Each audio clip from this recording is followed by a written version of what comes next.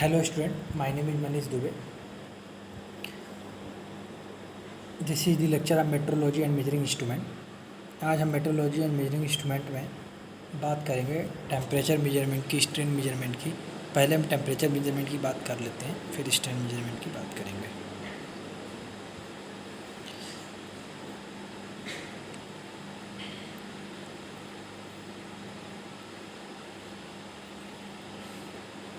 देखिए temperature measurement की आज हम बात करेंगे। ठीक है, टेम्परेचर आप जानते हो कि इस चैप्टर में हम मेजरिंग इंस्ट्रूमेंट के बारे में बात कर रहे थे कि जो कैसे कैसे मेजरिंग इंस्ट्रूमेंट होते हैं और सभी और उसके बाद से फिर ट्रांसड्यूसर पे वर्क करते हैं। तो सब में ट्रांसड्यूसर लगा होता है। ट्रांसड्यूसर क्या करता है, एक सिग्नल को दूसरे सिग्नल में कन्वर्ट करता है।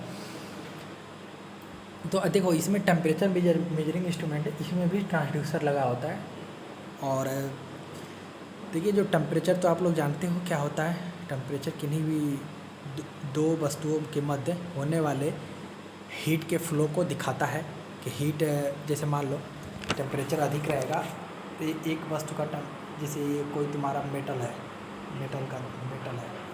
अगर मान लो इसके एक सिरे का टेम्परेचर अधिक है, मीन्स ज़्यादा गर्म है, दूसरा सिरा कम कोल्ड है, तो क्या होगा, टेम्परेचर का फ्लो होगा हॉट से कोल्ड की तरफ। तो यही होता है, ताप क्या दिखाता है, तापमान जो होता है किन्हीं दो वस्तुओं के मध्य होने वाले हीट ट्रांसफ़र को दिखाता है।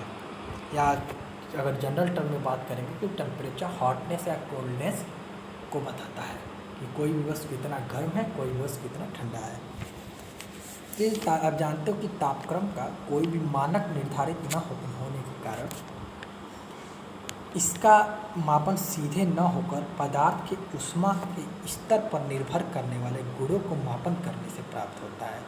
आप जानते हो कि ऐसे इसका स्टैंडर्ड कोई निर्धारित नहीं है तापमान को नापने के लिए। जिसे आप जानते हो कि टेम्परेचर का यूनिट केल्विन है, डिग्री सेंटीग्रेड है, ये सब है, लेकिन कोई मानक नहीं निर्धारित है इसके लिए।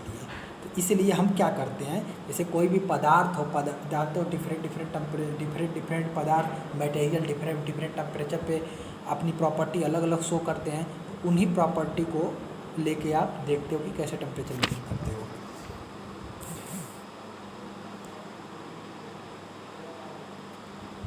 जैसे लिखा है, तापक्रम से प्राप्त ऊष्मा से किसी अन्य भौतिक राशि में परिवर्तन किया जा सकता है। उस भौतिक राशि में हुआ परिवर्तन ही तापक्रम में हुए परिवर्तन के माप होता है।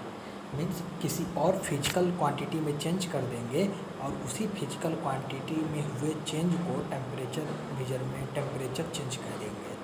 कितना टेम्परेचर चेंज हुआ, जैसे हमेशा ताप क्या होता है, चेंज जीरो से या हॉट होगा कोल्ड होगा, कंपेयर टाइप का होता है, समझ गए। जैसे जो भी तापमान को मापने के लिए कौन कौन से उपकरणों प्रयोग किए जाते हैं, देखिए resistant thermometer, thermistor, thermocouple, radiation pyrometer, optical pyrometer, bimetallic thermometer, इन सब के बारे में हम थोड़ा थोड़ा डिस्कस करेंगे, फिर आगे देखते हैं। देखिए पहला है रेजिस्टेंस थर्मोमीटर। पहला है आपका रेजिस्टेंस थर्मोमीटर। रेजिस्टेंस थर्मोमीटर का हम डिस्कस करेंगे इसमें। देखिए जैसे नाम से लग रहा है कि रेजिस्टेंस थर्मोमीटर, इसमें रेजिस्टेंस की कहीं ना कहीं बात करेंगे, जो वो थर्मोमीटर जो रेजिस्टेंस पे निर्भर करे। आप जानते हो कोई भी जैसे वायर हो, सबका रेजिस्टेंस होता है, कुछ ना कुछ रेजिस्टेंस होता है। उस रेजिस्टेंस की वैल्यू कैसे डिसाइड करते हैं, जैसे मान लो कोई कंडक्टर है, जैसे करंट कैरिंग वायर है, जैसे ये मान लो ये कॉपर की वायर है, कॉपर की, इसकी लेंथ L है, क्रॉस सेक्शन A है, इसका रेजिस्टेंस क्या होता है, R=ρL/A, यही रेजिस्टेंस होता है। आप लोग इतना बेसिक तो जानते हो। रेजिस्टेंस रो क्या है, इसको कहते हैं रजिस्टिविटी, प्रतिरोधकता। रजिस्टिविटी जो किस पे डिपेंड करती है, कौन सा मटेरियल लिए हो, कॉपर का लिए हो वायर की, एल्युमिनियम का लिए हो कि किसका लिए हो। और लेंथ क्या होता है, जितने लेंथ का वायर ले रहे हो, और एरिया क्या होता है, क्रॉस सेक्शन एरिया। ये क्रॉस, जैसे वायर होता है तो वायर का क्रॉस सेक्शन कैसा दिखेगा, सर्कुलर दिखेगा। आप काटोगे, cross sectional area means cross कराने पर जो एरिया, क्रॉस कराओगे मीन्स काट के देखोगे इसको, ऐसे बीच में काटोगे तो एरिया कैसे दिखेगा, सर्कुलर एरिया।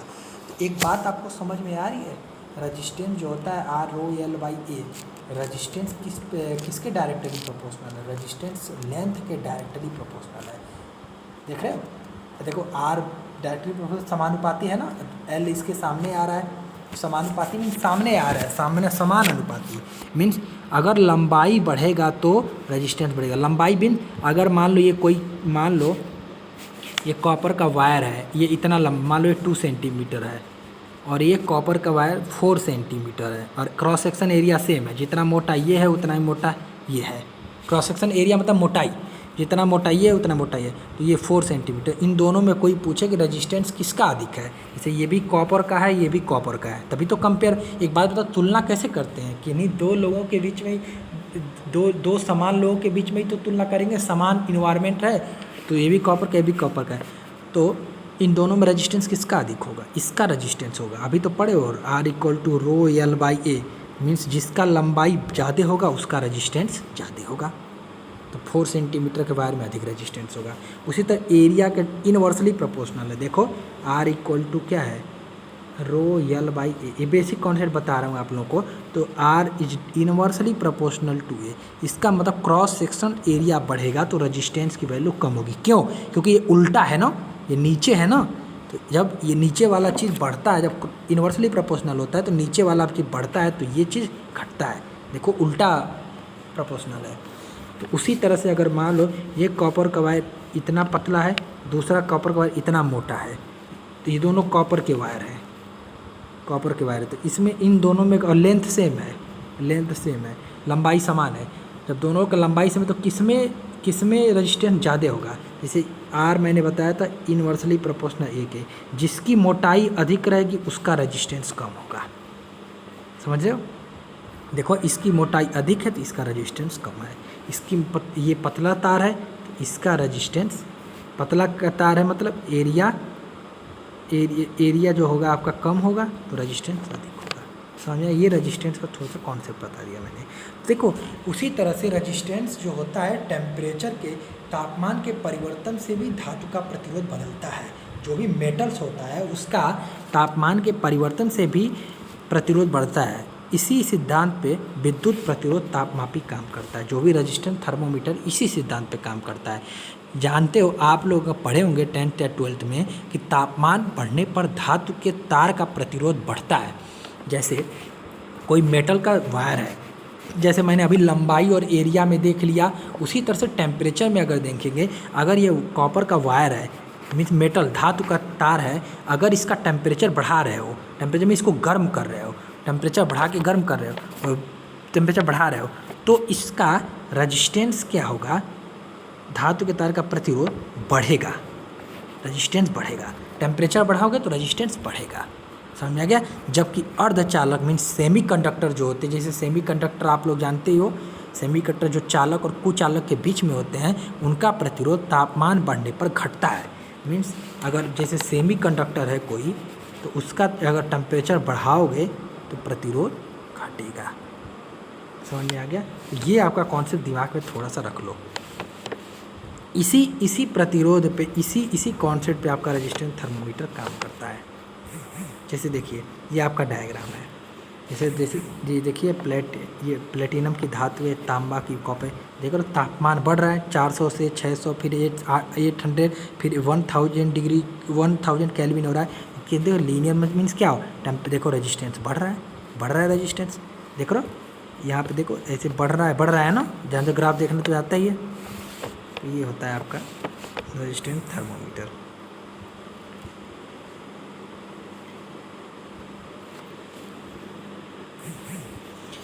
देखो अगर किसी कारण, जैसे मान लो कोई, तो इसी पे जब रेजिस्टेंस थर्मोमीटर वर्क करता है तो क्या करो, अगर मान लो हम यहाँ पे पढ़ के आ रहे हैं, टेम्परेचर मेजरमेंट कर रहे हैं, टेम्परेचर को मेजरमेंट कर रहे हैं। एक बात बताओ, अगर जैसे कोई ये वायर है, जैसे इसका मैं नापना, इसका हम टेम्परेचर मेजरमेंट कर रहे हैं, जिसको गर्म कर रहे हैं, हीट दे रहे हैं, जैसे अभी हमें नहीं पता कि कितना हीट डिग्री कितना टेम्परेचर बढ़ा। जैसे पहले मान लो 0 डिग्री सेंटीग्रेड था, अब मैंने हीट दिया खूब दिया, अब कितने डिग्री सेंटीग्रेड तक बढ़ा हमें नहीं पता, कितने केल्विन तक बढ़ा नहीं पता हमें, लेकिन गर्म हो हीट दिए हम, यहाँ से हीट दे रहे हैं, ये हीट दे रहे हैं, हीट दे रहे हो। तो अब हम देखना चाहते हैं कि कितना इसका टेम्परेचर बढ़ा। तो मैंने अभी बताया है कि रजिस्टेंस जो होता है टेम्परेचर के डायरेक्टली प्रोपोर्शनल, मीन्स अगर टेम्परेचर बढ़ाओगे तो रजिस्टेंस बढ़ेगा। अभी मैंने बताया जो धातु होता है, अगर मान लो ये धातु का ये चीज़ है, मेटल्स है, तो इसका टेम्परेचर बढ़ाओगे तो रजिस्टेंस बढ़ेगा। उसी तरह से अगर इसका टेम्परेचर, ये जो धातु है जो इसका टेम्परेचर 0 डिग्री सेंटीग्रेड पहले, अब हम बढ़ाते जा रहे हैं, उसके बढ़ा के एक समय तक कहें अब बताओ कि कितना टेम्परेचर इसका बढ़ा, तो क्या करोगे, रजिस्टेंस को मेजर कर लो कि कितना रजिस्टेंस बढ़ा। वही रजिस्टेंस में वही प्रतिरोध जो बढ़ा हुआ वही बता देगा, जितना उसमें चेंज आएगा वही टेम्परेचर के टर्म में बता देगा। समझ में आ गया? इसीलिए इसका नाम रजिस्टेंस थर्मोमीटर रखा गया। आई थिंक आप लोगों को समझ में आ गया ये कॉन्सेप्ट। देखिए जैसे अगर मान लो कोई रजिस्टेंस, अभी मैंने बताया कि अभी जो मेटल्स होता है, रजिस्टेंस जो होता है टेम्परेचर के डायरेक्टली प्रोपोर्शनल, मीन्स टेम्परेचर अगर बढ़ता है धातु में कि तो रजिस्टेंस बढ़ता है। तो जैसे अगर मान लो टेम्परेचर RT पे, मतलब कोई भी धातु है उसका टेम्परेचर हम बढ़ा रहे हैं, पहले 0 डिग्री सेंटीग्रेड है, अब 0 डिग्री सेंटीग्रेड से हम टेम्परेचर बढ़ाते कितना बढ़ा रहे हैं, मतलब कैसे बढ़ाओगे टेम्परेचर, इसको गर्म करोगे, इसी धातु को गर्म करो, तो जो टेम्परेचर बढ़ेगा वो किसके R0 1 + AT + BT²। ये क्या है, ये इक्वेशन है, ये क्या है, मीन्स रजिस्टेंस दिखा रहे टेम्परेचर पे डिपेंड करता है। सही बात है, रजिस्टेंस कैसे टेम्परेचर पे डिपेंड करता है। देखो ये सेकेंड फलन है, ये सेकेंड पावर पे नहीं, सेकेंड पावर इतना ज़्यादा नहीं बढ़ता है, तो ये हट जाएगा, जैसे ये फंक्शन हट जाएगा, सीधे हो जाएगा RT = R0 1 + αT, ये हो जाएगा आपका, मीन्स αT नहीं AT, अल्फ़ा तो थर्मल कोफिशिएंट हो जाएगा। ये आप लोग देखे होंगे, अगर ऐसा इक्वेशन जरूर देखे होंगे आप लोग थर्मल में, वही बात नहीं हम बता दे रहे हैं। जैसे इसका मतलब ये दिखाने का मतलब ये है ना कि जैसे ये R0 मतलब इनिशियल, मतलब वो तो कुछ ना कुछ रेजिस्टेंस रहेगा ही। जैसे मान लो ये तुम्हारा मेटल्स है, इसी को टेम्परेचर गर्म करके टेम्परेचर बढ़ा रहे हो, तो रजिस्टेंस आप जानते हो टेम्परेचर बढ़ाने पर रजिस्टेंस बढ़ता है, तो देखो टेम्परेचर बढ़ाने पर रजिस्टेंस बढ़ रहा है। समझ में आ गया? तो यही दिखा रहा है, रजिस्टेंस टेम्परेचर बढ़ाने पर रजिस्टेंस बढ़ रहा है।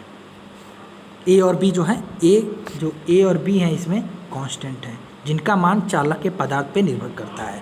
जैसे धातु का, जैसे कॉपर का है कि एल्युमिनियम का है कि किसका है, धातु का बना है।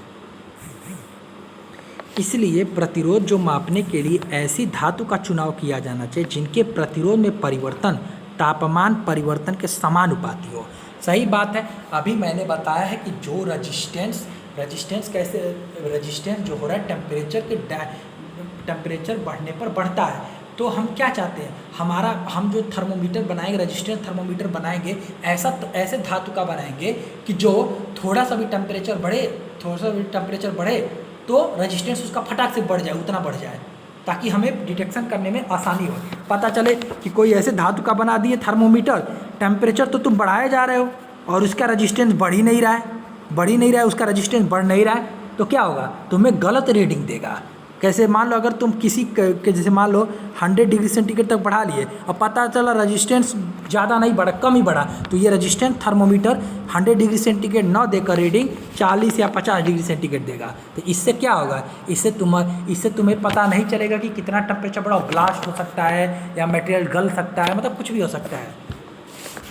समझे? इसलिए जो भी रजिस्टेंस थर्मोमीटर बनाओगे एक अच्छे प्रतिरोध तापमापी के पदार्थ का बनाओगे, जिसका क्या होगा, थोड़ा सा भी अगर टेम्परेचर बढ़ाओगे तो रेजिस्टेंस बढ़ जाएगा।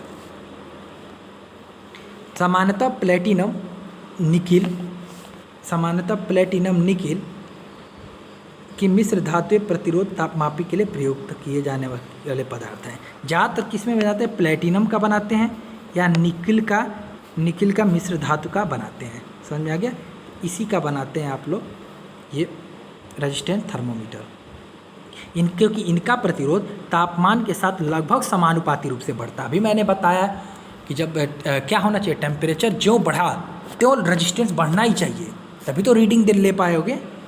यद्यपि तांबे का प्रतिरोध ताप गुणांक सर्वोच्च होता है, परंतु निम्न प्रतिरोधकता से आसानी से ऑक्सीकृत होने के कारण इसका प्रयोग बहुत कम होता है, क्योंकि जो कॉपर होता है उसकी प्रतिरोधकता बहुत कम होती है। प्रतिरोधकता मैंने बताया R=ρL/A, यही रजिस्टिविटी होती है, यही प्रतिरोधकता होती है, ये कम होता है। जैसे रेजिस्टेंस थर्मोमीटर को हम क्या कहते हैं, RTD भी कहते हैं। जैसे RTD का मतलब रेजिस्टेंस टेम्परेचर डिटेक्टर, इसका एक और नाम है, आ सकता है पेपर में। रेजिस्टेंस थर्मोमीटर को अन्य किस नाम से जाना जाता है, ऑप्शन देगा RTD, RTO। तो RTD रेजिस्टेंस थर्मो डिटेक्टर से भी जाना जाता है। अब देखते हैं रेजिस्टेंस थर्मोमीटर बनाते कैसे हैं। देखिए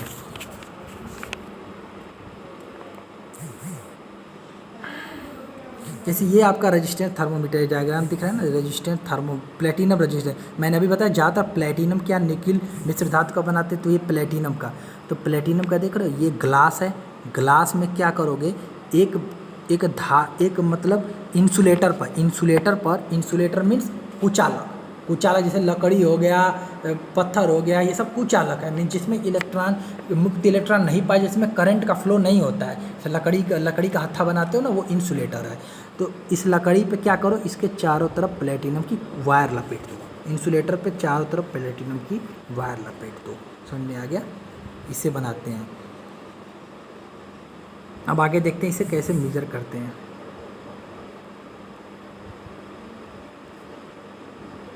temperature measurement by platinum resistance thermometer, देखिए कैसे मेजरमेंट करते हैं। जैसे आप लोग एक जानते हो, एक इलेक्ट्रिकल में कॉन्सेप्ट पढ़े हो, व्हीट स्टोन ब्रिज। एक्चुअली वो स्ट्रेन गेज में आया था, लेकिन स्ट्रेन गेज में अभी मैं इसके बाद से क्योंकि स्ट्रेन गेज छोटा सा टॉपिक है, टेम्परेचर जो मेजरमेंट है बड़ा टॉपिक है, इसलिए मैंने इसको पहले पढ़ाना स्टार्ट किया है। जैसे देखो, ये एक होता है wheat stone bridge. Wheat stone bridge आप लोग जानते हो क्या होता है?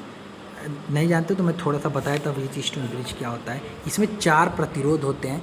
चारों प्रतिरोध को इस प्रकार अरेंजमेंट किया जाता है कि इनके बीच में अगर इनके जैसे चारों प्रतिरोध को R1, R2, R3, R4 चारों प्रतिरोध को इस प्रकार अरेंज किया जाता है कि ये संतुलित में रहें। तो इसमें जो वोल्टेज होगा वो जीरो होगा, वोल्टेज विस्थापन जीरो होगा। वोल्टेज जीरो होगा तो मीन्स करंट का फ्लो नहीं होगा।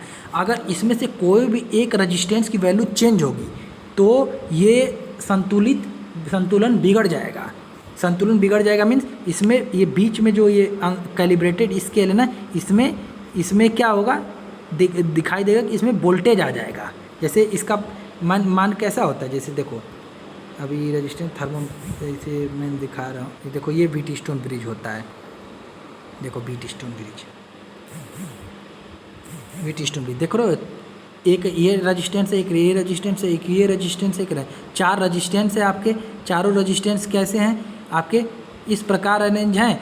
और यहाँ पे वोल्टेज है, तो जैसे तो इसका जो R1/R2 होता है R3/R4 के बराबर होता है। ये आपका कॉन्सेप्ट होता है इसका। मीन्स अगर इसमें से चारों जो रेजिस्टेंस है, इसमें से अगर किसी की एक की भी वैल्यू चेंज होगी तो तुरंत का तुरंत इसमें वोल्टेज दिखाने लगेगा। समझ में आ गया? अगर मान लो बाई चांस इसमें ही चेंज होगी, रेजिस्टेंस की वैल्यू थोड़ी भी चेंज हुई, रेजिस्टेंस की वैल्यू कैसे चेंज हो सकती है, अभी देखो टेम्परेचर में कैसे यूज कर देंगे, अभी देखना तुम्हें कॉन्सेप्ट यहीं बता दे रहा हूँ। अगर मान लो थोड़ा सा भी टेम्परेचर चेंज हुआ, जैसे कोई ऑब्जेक्ट के साथ इसको जोड़ दिए, व्हीट स्टोन ब्रिज को ऑब्जेक्ट के साथ जोड़ दिए, और कौन से ऑब्जेक्ट के साथ, जैसे मान लो ये मेटल है, मेटल का ये धातु का ये छड़ है, इसका टेम्परेचर मेजरमेंट करना है। तो क्या करो, टेम्परेचर मेजरमेंट के लिए कि इसको टेम्परेचर बढ़ना चाहिए, इसको मान लो हीट करके हम टेम्परेचर बढ़ा रहे हैं, तो जब हीट करके इसका टेम्परेचर बढ़ाए तो जानते हो रेजिस्टेंस भी बदलेगा। अभी तो बताया टेम्परेचर बढ़ाने पर रेजिस्टेंस बढ़ता है मेटल का। तो जब इसका रेजिस्टेंस बदलेगा, इसको जोड़ दो इसमें व्हीट स्टोन ब्रिज के साथ, जब इसका एक रेजिस्टेंस बदलेगा तो क्या होगा, इसमें रेजिस्टेंस बदलेगा, तो रेजिस्टेंस में बदलने के कारण यहाँ पे वोल्टेज उत्पन्न हो जाएगा। जो ये वोल्टेज जितनी इसकी वोल्टेज की वैल्यू होगी वही टेम्परेचर की वैल्यू हो जाएगी। समझ में आ गया?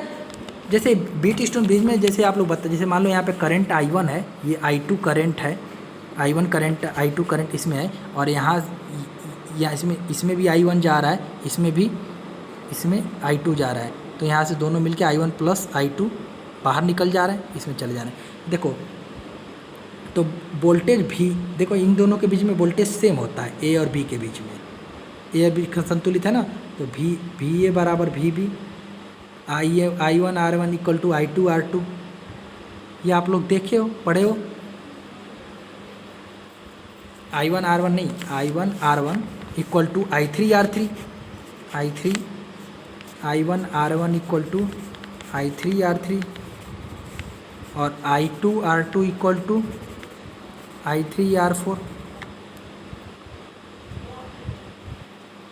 I3 R3 कहाँ है?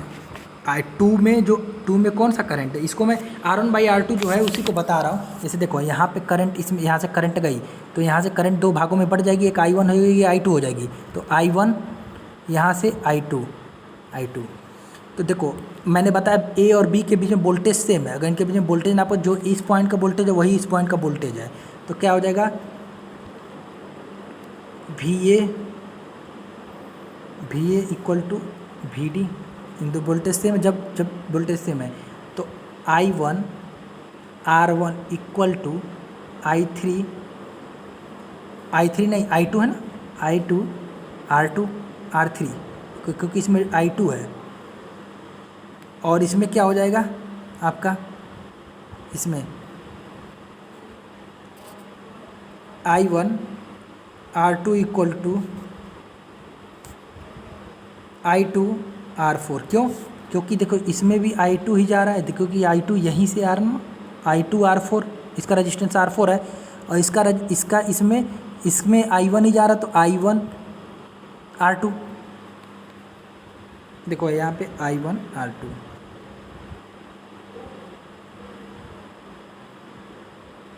देखो I1 R2 हो गया, और ये इसमें देखो क्या I2 R3, तो इन दोनों को डिवाइड कर दो, I1 से I1 कट जाएगा, I2 से I2 कट जाएगा, तो R1/R2/R3/R4 आ जाएगा, R1/R2 इक्वल टू, ये मैंने ऐसे ही बता दिया कि कैसे इसका बीट स्टोन, लेकिन ये आपको ध्यान जरूर रखना है कि जो मैं इतना डीप में नहीं बता रहा हूँ, क्योंकि हमें इसका कॉन्सेप्ट को बस यूज करना है। मैंने बताया कोई बात नहीं, देख लेना, अगर नहीं समझ में आया तो छोड़ देना। I1 R1 equal to I2 R2, देखो जो ये रजिस्टेंस का जो रेशियो होता है ये सेम होता है, R1 R2 R3 R4। तो अगर किसी ही एक रजिस्टेंस में चेंज होगा तो तुरंत का तुरंत यहाँ पे आउटपुट वोल्टेज दिखाने लगेगा। अगर किसी में नहीं चेंज होगा, संतुलन में है, R1/R2 इक्वल टू R3/R4, दो सब संतुलन में है, तो क्या होगा, संतुलन में है तो क्या होगा, यहाँ पे कोई भी वोल्टेज नहीं दिखाएगा, यहाँ पे 0 रीडिंग दिखाएगा, ये होता है। तो अब देखो प्लेटिनम थर्मोमीटर अब ख़त्म हो गया, देखो ध्यान से देखना, रेजिस्टेंस थर्मोमीटर या प्लेटिनम थर्मोमीटर भी कहते हैं। देखो यही कॉन्सेप्ट है इसमें। जैसे मान लो कि जिस ऑब्जेक्ट की हमें टेम्परेचर मेजरमेंट करना है तो क्या करोगे, जिस ऑब्जेक्ट की टेम्परेचर मेजरमेंट करना है तो क्या करोगे, इस ऑप्टिकल थर्मोमीटर से रेजिस्टेंस थर्मोमीटर से आप जोड़ दोगे इसमें। जैसे इस पे वायर लगे हुए हैं, कौन से वायर लगे हुए हैं, प्लेटिनम के वायर लगे हुए हैं। आप जानते हो जब इसमें वायर लगे हुए हैं कि जब जिससे अगर मान लो कोई धातु है, धातु से जोड़ दिए, कनेक्ट कर दिए, तो धातु का टेम्परेचर बढ़ रहा है, तो इसमें इसके जो प्लेटिनम है, प्लेटिनम का वायर का क्या होगा, रेजिस्टेंस भी बदलेगा। टेम्परेचर बढ़ रहा है तो इसका रेजिस्टेंस, इसका प्लेटिनम के धातु का भी टेम्परेचर बढ़ेगा, प्लेटिनम के धातु का टेम्परेचर बढ़ेगा तो रेजिस्टेंस भी बढ़ेगा, या रेजिस्टेंस बढ़ेगा या घटेगा। जैसे अगर मान लो टेम्परेचर बढ़ा रहे हो तो बढ़ेगा, टेम्परेचर घटा रहे हो तो घटेगा, रेजिस्टेंस घटेगा, तो क्या होगा, ये व्हीटस्टोन ब्रिज देखो, ये ऐसे होता है। व्हीटस्टोन ब्रिज अभी दिखाया मैंने, 4 रेजिस्टेंस होते हैं। व्हीटस्टोन ब्रिज की किसी एक भुजा से जोड़ देते हैं।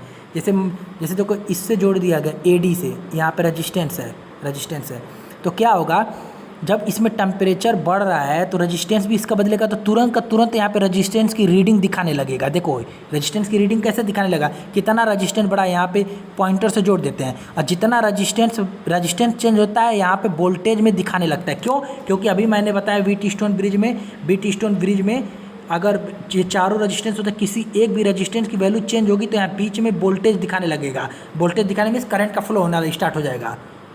तो वोल्टेज दिखाने लगेगा, इस वोल्टेज को मेजर कर लेंगे, वही इसके टेम्परेचर को बता देगा, क्योंकि वोल्टेज दिखाएगा रजिस्टेंस को, रजिस्टेंस में कितना चेंज हुआ, और रजिस्टेंस दिखाएगा टेम्परेचर को। देख रहे हो कैसे चेंज हो रहा है। इस तरह से इसका आई थिंक समझ में आ गया होगा आप लोगों को, नहीं तो समझ में एक बार और वीडियो देख लीजिएगा। अब आते हैं देखो थर्मिस्टर, ये भी एक टेम्परेचर मेजरिंग इंस्ट्रूमेंट है। थर्मिस्टर क्या होता है, देखो दो भागों से मिल के बना हुआ है, थर्मल और रजिस्टर। मीन्स इसमें ये टेम्परेचर का कहीं ना कहीं काम आएगा और रजिस्टेंस का भी काम आएगा। देखो मिलकर बना होता है। ये ऊष्मीय प्रतिरोध परिवर्तन पर आधारित एक उत्तम ताप ट्रांसड्यूसर है। यह उच्च ऋणात्मक प्रतिरोध ताप गुणांक सेमीकंडक्टर है। थर्मिस्टर का प्रतिरोध ताप बढ़ाने पर बहुत अधिक घटता है। देखिए जो थर्मिस्टर होते हैं, थर्मिस्टर बढ़ाते कैसे हैं, ये उच्च मतलब जो भी निगेटिव जिसका प्रतिरोध होगा, प्रतिरोध बहुत कम होगा, उसी प्रतिरोध ताप गुणांक के सेमीकंडक्टर के बनाए जाते हैं, सेमीकंडक्टर के। अभी मैंने बताया था अभी जो रेजिस्टेंस थर्मोमीटर बता रहा था, मैंने बताया था कि रेजिस्टेंस जो सेमीकंडक्टर होता है उसका रेजिस्टेंस टेम्परेचर बढ़ाने पर घटता है। अभी बताया था ना मैंने। तो उसी तरह से अगर मान लो उच्च क्वालिटी का सेमीकंडक्टर लोगे तो थोड़ा सा भी रेजिस्टेंस अगर टेम्परेचर बढ़ाओगे तो रेजिस्टेंस तुरंत का तुरंत कम हो जाएगा, बहुत ज़्यादा कम हो जाएगा। समझ में आ गया। जिस तरह से उसमें यूज कर रहे थे आप मेटल का रॉड यूज कर रहे थे, मेटल का आप वायर यूज कर रहे थे, प्लेटिनम यूज कर रहे थे, उसी तरह से इसमें सेमीकंडक्टर का, क्योंकि आप लोगों को अभी बताया हूँ मैं कि सेमीकंडक्टर क्या होता है, टेम्परेचर बढ़ाने पर रेजिस्टेंस घटता है। देखो थर्मिस्टर जो ये थर्मिस्टर बना होता है, ये किसका बना होता है, सेमीकंडक्टर का बना होता है। इसका प्रतिरोध ताप के बढ़ने पर बहुत अधिक घटता है। टेम्परेचर बढ़ाओगे तो प्रतिरोध घटेगा। क्यों? क्योंकि ये सेमीकंडक्टर का बना होता है। सेमीकंडक्टर की क्वालिटी यही होती है, टेम्परेचर बढ़ाने पर रेजिस्टेंस घटता है। लेकिन मेटल की क्वालिटी क्या होती है, टेम्परेचर बढ़ाने पर रेजिस्टेंस बढ़ता है। तापमान के घटने पर बहुत अधिक बढ़ता है। बहुत अधिक मतलब अधिक नहीं बढ़ता, नहीं बहुत ज़्यादा ही अधिक बढ़ता है, बहुत ज़्यादा अधिक बढ़ता है। क्यों? क्योंकि हाई प्रतिरोध ताप गुणांक सेमीकंडक्टर है, उच्च ऋणात्मक प्रतिरोध ताप गुणांक सेमीकंडक्टर है। अब देखो कैसे कौन कौन से जो होते हैं हाई प्रतिरोध ताप गुणांक सेमीकंडक्टर होते हैं। देखो कौन कौन से होते हैं, जैसे देखो थर्मिस्टर किसके, अर्धचालक पदार्थ मीन सेमीकंडक्टर कौन कौन से किससे बने, जैसे मैग्नीज हो गया, निकल हो गया, कोबाल्ट हो गया के ऑक्साइड के से बनाए जाते हैं। मैग्नीज, निकल, कोबाल्ट के ऑक्साइड से बनाए जाते हैं। क्यों? आप जानते हो मैग्नीज, निकल और कोबाल्ट क्या होते हैं, ये सेमीकंडक्टर होते हैं। अगर ऑक्साइड से इनका बना लोगे तो ये और तो ये हाई ऋणात्मक, हाई निगेटिव रेजिस्टेंस कोफिशिएंट के हो जाएंगे। देखो ये होते हैं थर्मिस्टर। देखो थर्मिस्टर किस तरह से एक्सपोनेंशियली लगभग घट रहा है। मीन्स जैसे अगर मान लो टेम्परेचर बढ़ रहा है, देख रहे हो टेम्परेचर बढ़ा रहे हो, देखो ग्राफ देखो, ग्राफ से अगर देखना चाहते हो तो देखो ग्राफ क्या दिखा रहा है। ये ग्राफ देखो, ये ग्राफ ये दिखा रहा है कि देखो टेम्परेचर बढ़ा रहे हो, देखो 100 डिग्री से 200 डिग्री, 300, 400, 500 टेम्परेचर बढ़ा रहे हो। तो जो थर्मिस्टर किसका बना होता है, हाई सेमीकंडक्टर का बना होता है, मैग्नीज ऑक्साइड, कोबाल्ट ऑक्साइड का बना होता है। देख रहे हो टेम्परेचर कितना तेज इसका प्रतिरोध घट रहा है। देख रहे हो प्रतिरोध घट रहा है बहुत तेज़ी से, एक्सपोनेंशियली घट रहा है, लीनियर नहीं घट रहा है, ये बहुत तेज़ी से घट रहा है। अब इसे देखो मेजर कैसे करते हैं टेम्परेचर। देखो इसका भी सेम कॉन्सेप्ट होता है, इसका भी व्हीटस्टोन ब्रिज के किसी एक रेजिस्टेंस से लगा देते हैं। देखो थर्मिस्टर को लगा देते हैं, उसके बाद से फिर व्हीटस्टोन ब्रिज में मैंने बताया 4 प्रतिरोध होते हैं, चार प्रतिरोध होते हैं। अभी मैंने बताया चारों प्रतिरोध को क्या होता है, इक्विलिब्रियम में अगर होंगे तो R1/R2 इक्वल टू R3/R4। अगर किसी एक रेजिस्टेंस की वैल्यू चेंज होगी तो तुरंत का तुरंत इसमें वोल्टेज दिखाने लगेगा, वोल्टेज दिखा मतलब इसके बीच वाले में करंट फ्लो होना स्टार्ट हो जाएगा। तो वही होता है। देखो कैलिब्रेटेड स्केल बीच वाले से जुड़ा हुआ है। अगर मान लो थर्मिस्टर को क्या करेंगे, इसके एक वैसे व्हीटस्टोन ब्रिज है, व्हीटस्टोन ब्रिज के एक भुजा से जोड़ दो, व्हीटस्टोन ब्रिज के एक भुजा से जोड़ दोगे तो क्या होगा, अगर मान लो जिसका टेम्परेचर हमें मेजर करना है जैसे मान लो किसी भी ऑब्जेक्ट का जो टेम्परेचर मेजर करना है तो उसको क्या करो, थर्मिस्टर के पास ले जाओ। थर्मिस्टर में क्या होगा, थर्मिस्टर की क्वालिटी प्रॉपर्टी ये होगी कि जो टेम्परेचर बढ़ेगा तो रेजिस्टेंस बहुत तेज़ी से घट जाएगा। जब रेजिस्टेंस बहुत तेज़ी से घट जाएगा, जब रेजिस्टेंस यहाँ पे रेजिस्टेंस घट जाएगा, तो मैंने अभी बताया कि जो व्हीटस्टोन ब्रिज में अगर किसी भी रेजिस्टेंस के साथ छेड़खानी हुई, रेजिस्टेंस की वैल्यू चेंज हुई, तो तुरंत का तुरंत इसमें डिफ्लेक्शन आने लगता है, तुरंत का तुरंत इसमें वोल्टेज बताने लगता है। तो यहाँ पे इस कैलिब्रेटेड स्केल की सहायता से तुरंत का तुरंत हम देख लेते हैं कि कितना वोल्टेज में ड्रॉप हुआ या वोल्टेज अगर हम प्लेटिनम रेजिस्टेंस थर्मोमीटर में देखेंगे तो कितना वोल्टेज बढ़ा, कितना करंट बढ़ा। यहाँ पे तुरंत का तुरंत वोल्टेज में हम चेंज देख लेंगे कैलिब्रेटेड स्केल की सहायता से। वही हमारा टेम्परेचर के इक्विवेलेंट बता देगा, रीडिंग बता देगा। समझ में आया? दोनों देखो सेम कॉन्सेप्ट पे होते हैं। अब आते हैं देखो थर्मोकपल। थर्मोकपल मीन्स इसमें जानते हो कपल नाम जुड़ा है। थर्मोकपल दो चीज़ों से मिलकर बना है। थर्मो मीन्स यहाँ पे टेम्परेचर की कहीं बात होगी, और कपल मीन्स दो चीज़ होगा, दो जोड़ा होगा। क्या दो जोड़ा होगा वो देखते हैं। जैसे अभी थर्मोकपल का शुरू से आप लोग नाम सुनते होंगे कि थर्मोकपल सीबेक इफेक्ट पे काम करता है। सीबेक इफेक्ट क्या होता है अभी बता रहा हूँ। देखो सीबेक इफेक्ट पे काम करता है। और थर्मोकपल में जैसे नाम से लग रहा है, इसमें कपल, इसका मतलब दो वायर, इसमें दो चीज़ें होंगी। देखो जैसे दो मेटल के वायर होंगे, जैसे देखो ये दो मेटल होगा। देखो थर्मोकपल का अगर एक एग्जांपल मैं ऐसे बनाऊं तो देखो थर्मोकपल में क्या होता है,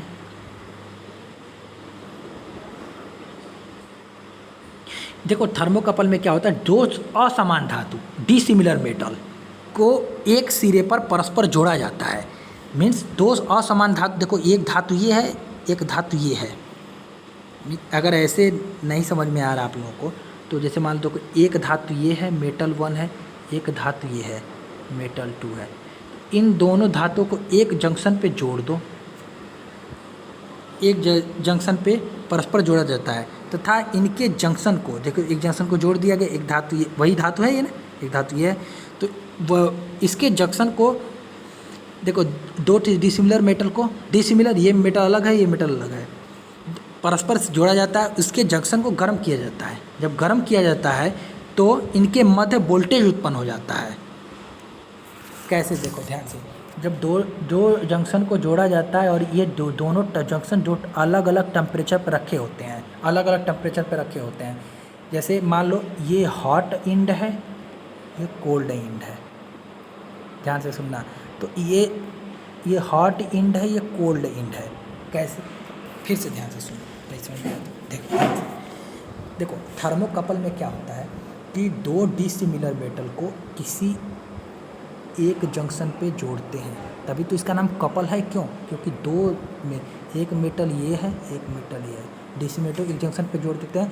उन दोनों जो जंक्शन, ये एक जंक्शन, ये जंक्शन में से क्या, दोनों जहाँ पे जुड़ते हैं, इन दोनों जंक्शन को डिफरेंट टेम्परेचर पे रखा जाता है, अलग अलग ताप पे, अलग अलग ताप पे। जैसे मान लो ये 100 डिग्री सेंटीग्रेड पे रखे तो ये 40 डिग्री सेंटीग्रेड पे रखोगे।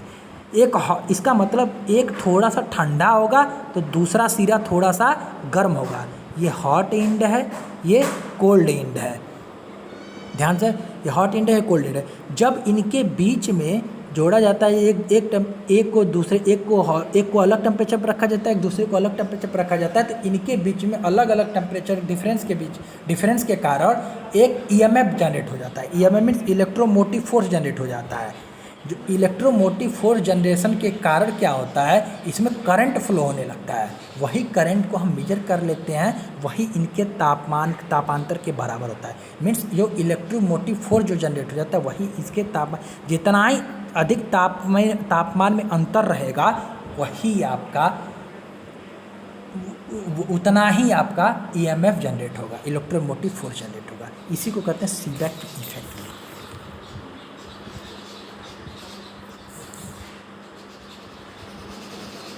अब देखिए थर्मोकपल में होता है तांबा, लोहा, कोमल प्लेटिनम, रेडियम आदि धातुओं का प्रयोग किया जाता है। थर्मोकपल में नंगी तारों का प्रयोग नहीं होता है।